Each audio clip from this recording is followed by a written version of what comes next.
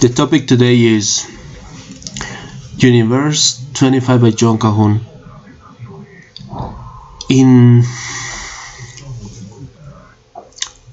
This was an experiment that between the 60s and the 70s was really important. It's about rats, Norwegian rats, and it was conducted by the American scientific John Calhoun, and the idea was to have a mouse colony that could be thrive in a really reduced in a tiny cage, giving them all the comforts and the resources, food, water that mice could have, but accepting the space. Well, and he coined a new concept that is called behavioral sync, and then he connected the behavior of those mice with the humankind, and we are going to try to resolve this. My point of view and the scientific point of view of John Calhoun. Well, as I said, between 1968 and 1970s, the American ethologist John Calhoun conducted this experiment with Norwegian rats, or Norwegian mice, and he was an ethologist, but the ethologist is concerned about the behavior of animals. But I read that he was as well ecologist and psychologist, and he was a mixing of this.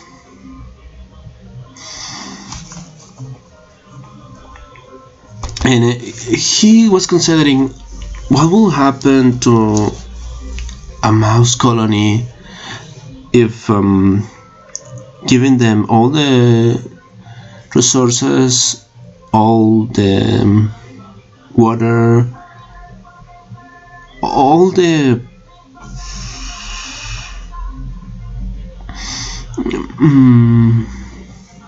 food and comforts that a mouse could have, accepting the living space. And the idea was that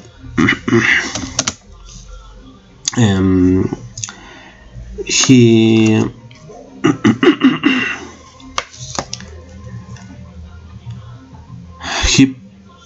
put in this cage for pairs of four pairs of mice, one male, one female, one male, one female, and at first they were 4 mouse, and then he started to realize that there were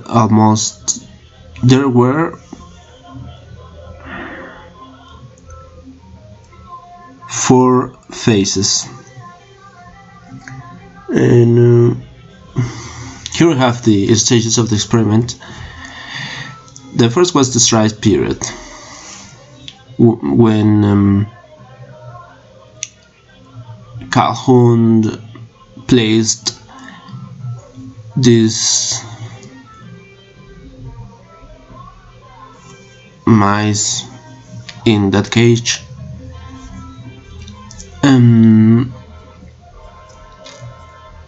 The first period was the strife.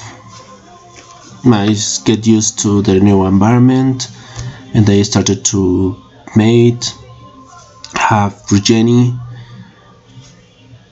The whole experiment, the duration was about the lasting of all this experiment was about like 350 days, more or less. And then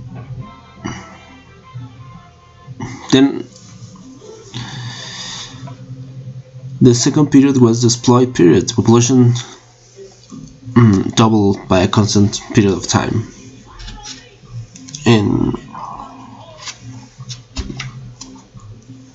the mouse started to flourish in this enclosure. Then we have then the third phase was a stagnation phase. At that point, the social behavior started to derange. It started to fail a little bit. Well, they established a hierarchical society that was ruled mainly by the social aggressive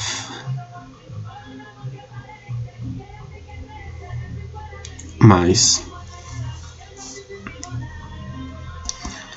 And then at that point, the stagnation phase is saying that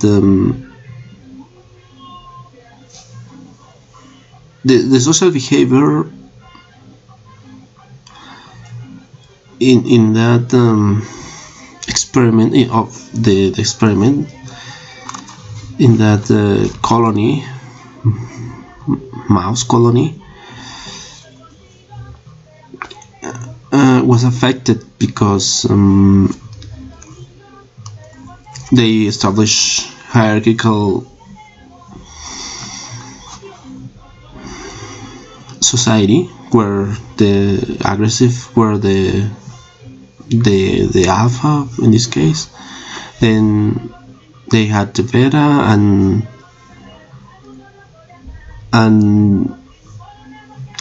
the omega at the bottom of this pyramid. And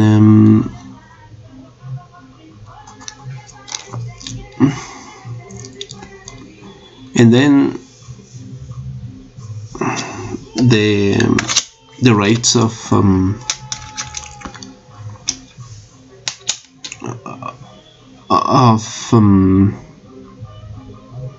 the birth rate started to stagnate, and then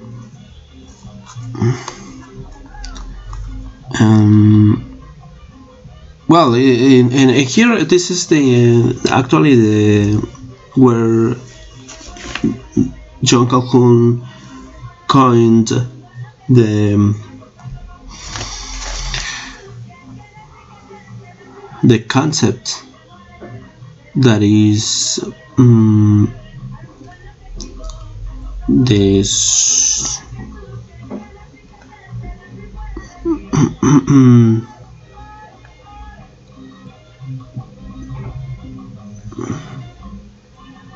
the behavioral sink,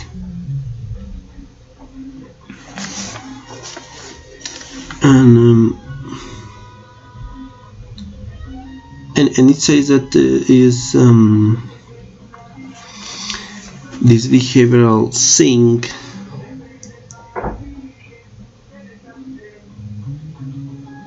can be this deranged behavior that was characterized by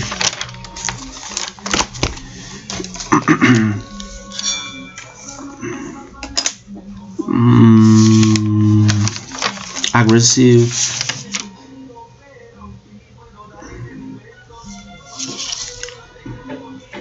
mice that were characterized by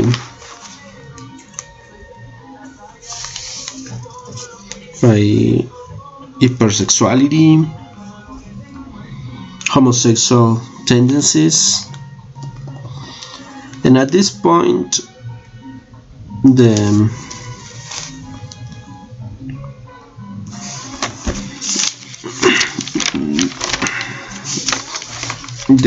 this mouse society started to fall down.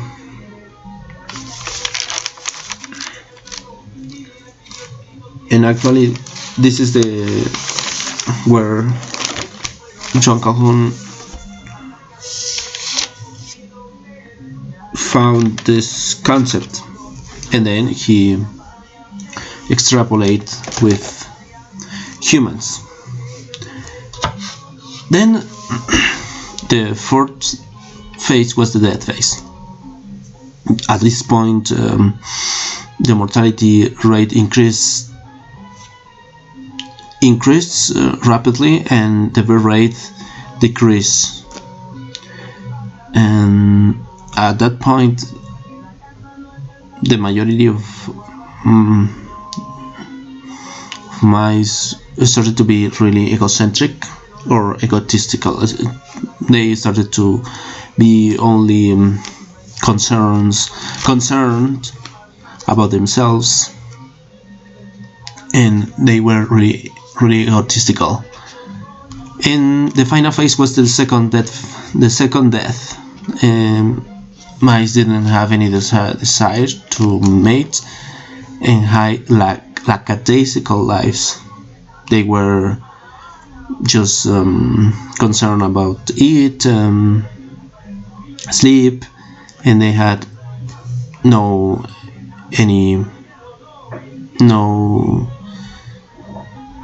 other concern, like just that.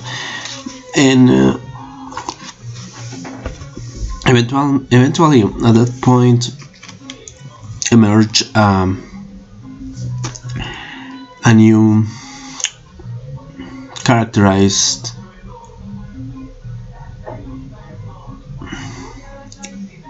mice, like the beautiful ones, that he called the beautiful ones, and they were just concerned about themselves. They were really egotistic, and eventually he tried to move these mice to another normal environment, and they were the same. They didn't change anything. So he said that this behavior was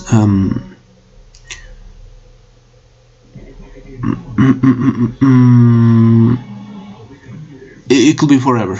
Yeah, this change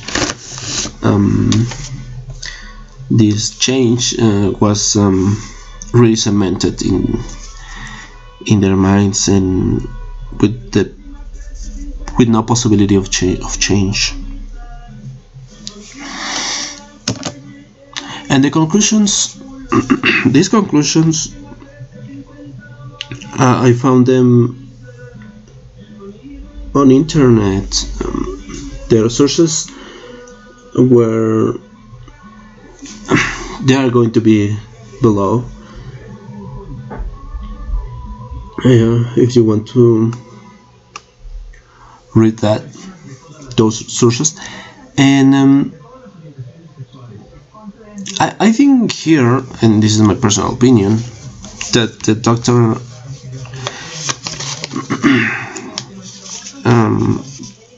he was boasting a little bit because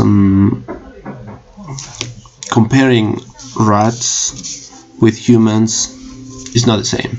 So one of the conclusions was that there are no reasons to think that humans there are no reason to think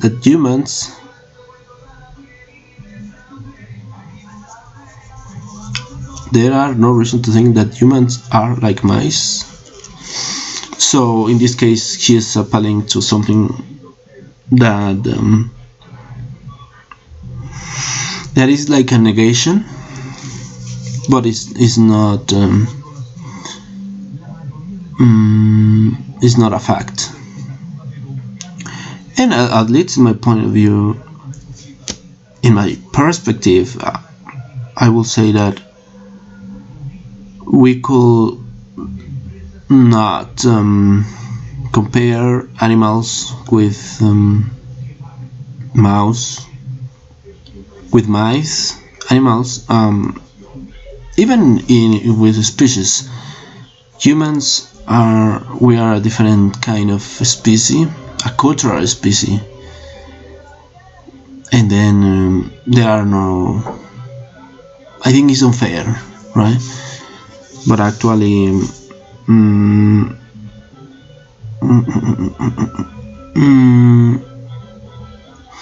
I don't know if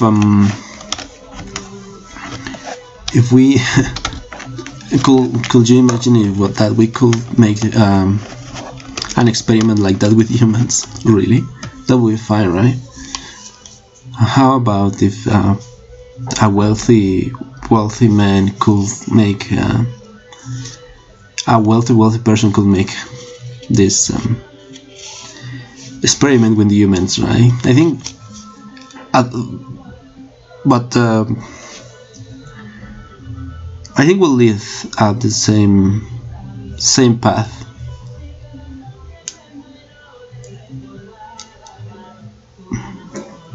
Well, saying that if we give them everything to them, all the resources, and and actually John Calhoun, one of his support ideas was that the Aiki tribe lived this, and they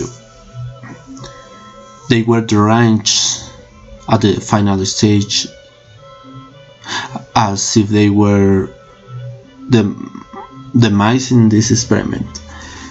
I read something about that, and I think it was unfair because some anthropologists made this research, but actually I think they were just looking for attention, but it was not really a scientific study.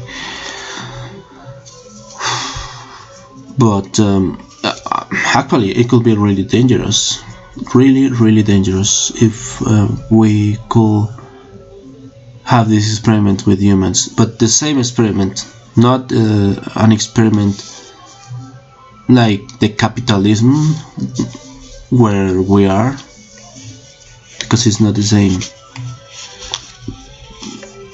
at least in my point of view, in my perspective. The concerns for others is always a guarantee for the man's continuance as a flourish species. I have a misspell here. Instead of N is H. Well, is this flourishing or flourishing species? I think it's flourishing, right? Well, I think it's correct, absolutely. If we concern each other we are going to thrive as humans, because to be egocentric, just think about ourselves, no, it's not going to work. And maybe now the society, it can be really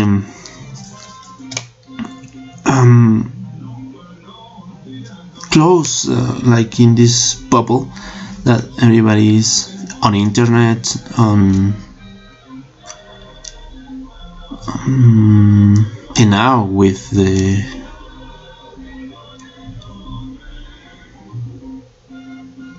curfew, the quarantine, all those stuff, and this really can be dangerous. But we have to look for ways to look for each other, to concern to each other, not only with their country, but in the whole world.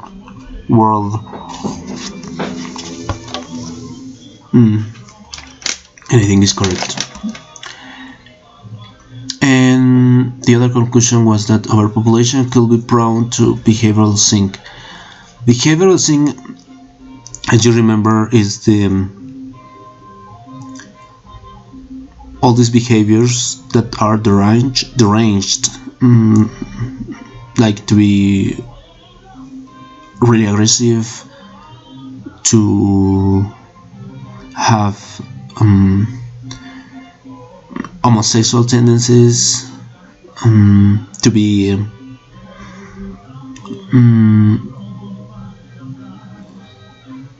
social autistic. This is another concept that he coined as well, like to be really egocentric. And at this point, it is starting to feel. It is I'm at this point in where he that was the crucial point of one of the crucial points of his experiment, that overpopulation could be prone or is prone to behavioral sink. And at this point I think he's correct. And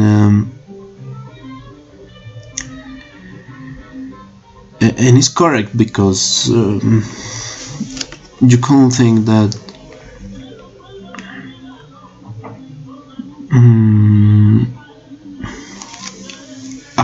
a population that is exploding in an exponential way,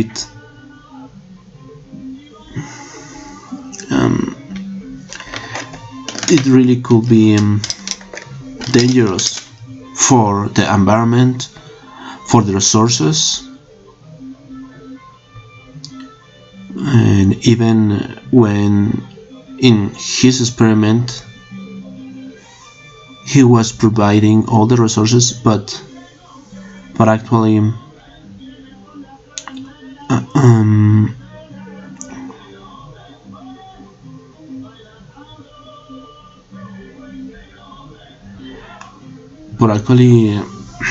in reality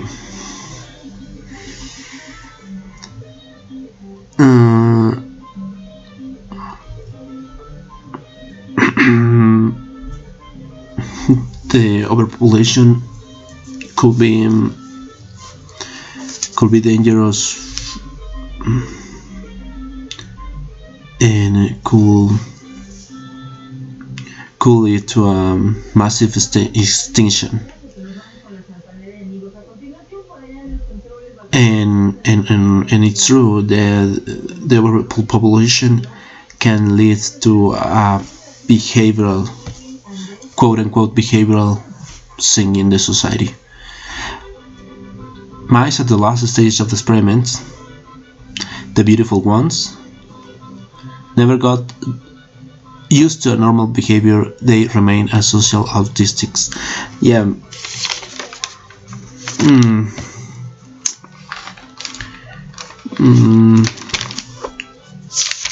Yeah, this point, yeah, it's true. Well, for these mice, they never learn to comport themselves normal again. Yeah, because they had no any pattern in their brain to how to comport themselves in a correct way, mating with females or mating each other, and they were egotisticals all their lives. With humans, I don't think this could apply actually, but individually with people, I think it's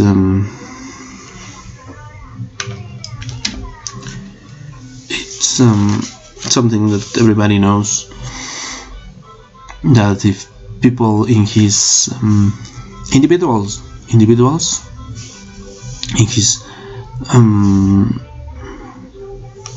boyish days, if they don't have the correct patterns of attachment, of social behavior, language, maybe they could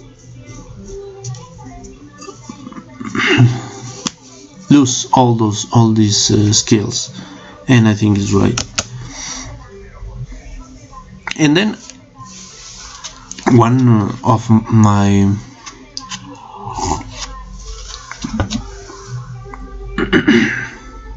my conclusion, this is something that is my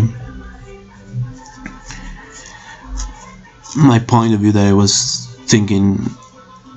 It's capitalism really promotes lackadaisical behavior. I don't think so, and I think on the contrary, right now we are living in a new phase where we're changing to capitalism, to a new kind of society that is some kind of new world. I think the concept is really warranted, but I think it's correct. Is the concept of new world order, but it's changing this new ways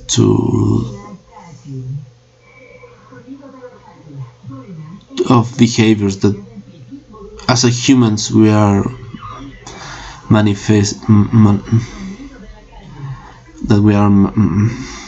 able to manifest, like like to make protest, like to have the right to share ideas. And at this point, for me, it causes me a little bit a little suspicion, because John Calhoun, for instance, was making these studies in 1960s, 1970s, and he was worrying about something, about human population, and he was really concerned. For instance, in 1954 we had more or less 4 billion people, and his thesis was that we need to make something. At that point he was supporting the idea that we as a human society, we need to make something in this point, because as we see in this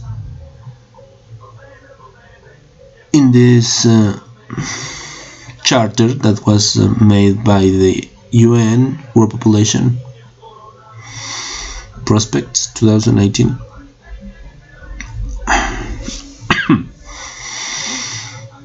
that it could be dangerous, because at some point the population could double, and then, for instance, we are at 2020, and yeah, he was correct.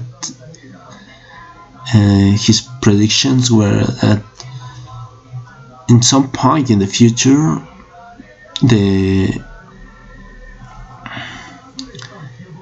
the population will double,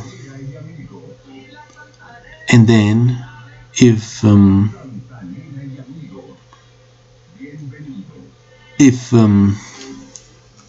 we as a human society, we don't plan a way to make this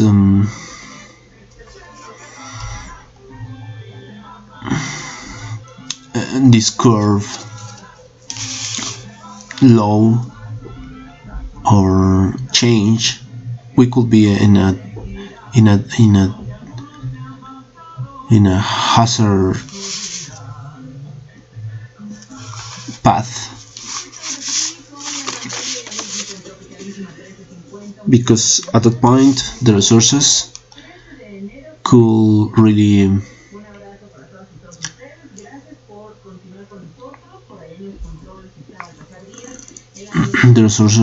will diminish rapidly, because we will be many people. And one of his conclusions were that, for instance, in the 1970s, he was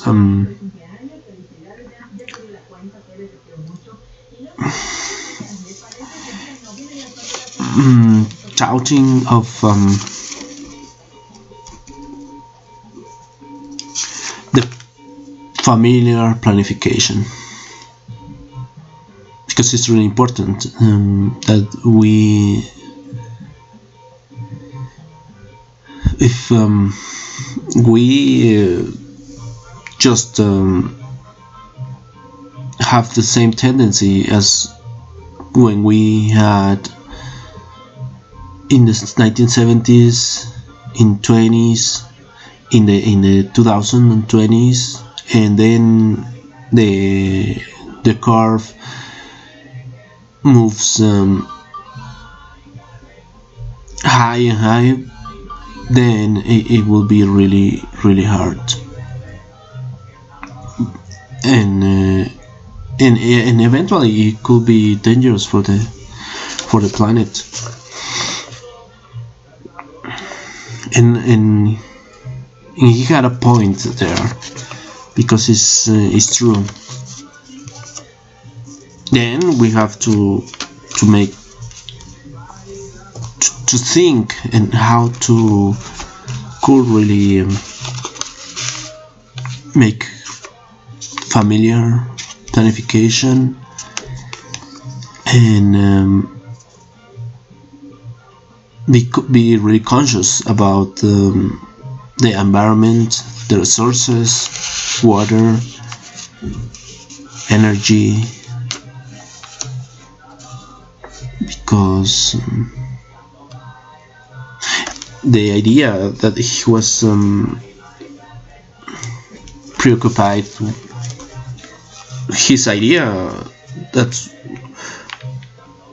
was he was supporting, John Calhoun was supporting, was that it could be dangerous, and yes, it will be really dangerous. So, and at this point I'm starting to realize that maybe I don't know. My point of view is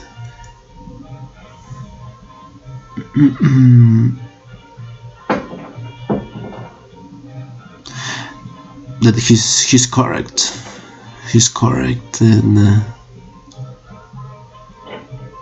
we have to make something to change this curve, where his concept was that we need to decrease the population but increase human potentiality, because if we do nothing, we could be like this animal. There's a kind of animal in Brazil, I think. He is the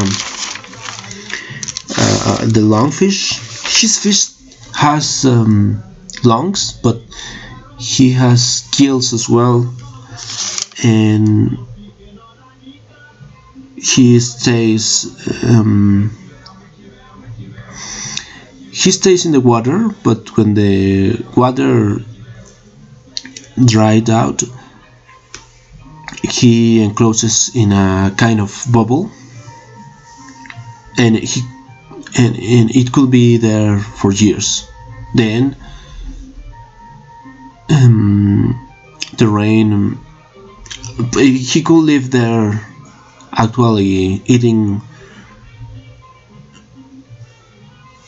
itself, because it's the only energy that he had.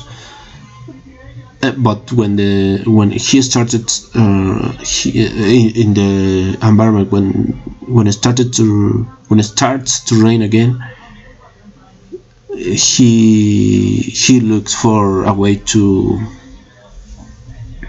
go to the water again, and then he actually, since this lungfish has lungs, he could breathe oxygen, but he's in like in a bystand mode. And then when rains again in the lagoon or the river, the shoal water starts again, he or she or it go to the water again. And the idea was that his idea was that